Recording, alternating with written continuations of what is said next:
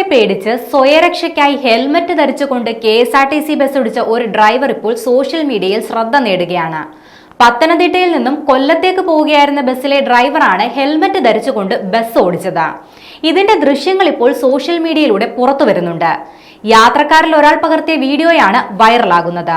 സംസ്ഥാന വ്യാപകമായി ഇന്ന് പണിമുടക്ക് നടക്കുന്ന സാഹചര്യത്തിൽ സമരാനുകൂലികളെ പേടിച്ചാണ് KSRTC ഡ്രൈവർ ഹെൽമറ്റ് വെച്ച് ബസ് ഓടിക്കാൻ തീരുമാനിച്ചത്.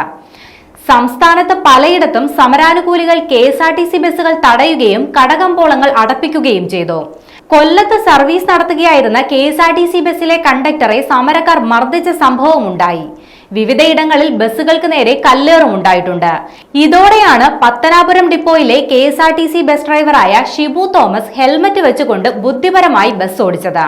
തിരുവനന്തപുരത്ത് നെടുമങ്ങാട്, കാട്ടാക്കട സ്റ്റാൻഡുകളിലെല്ലാം സമരക്കാർ ബസ്സുകൾ തടഞ്ഞു. നെയ്യാറ്റിൻകര ഭാഗത്തേക്കുള്ള ബസ്സുകൾ സർവീസ് നടത്തുന്നുണ്ട്.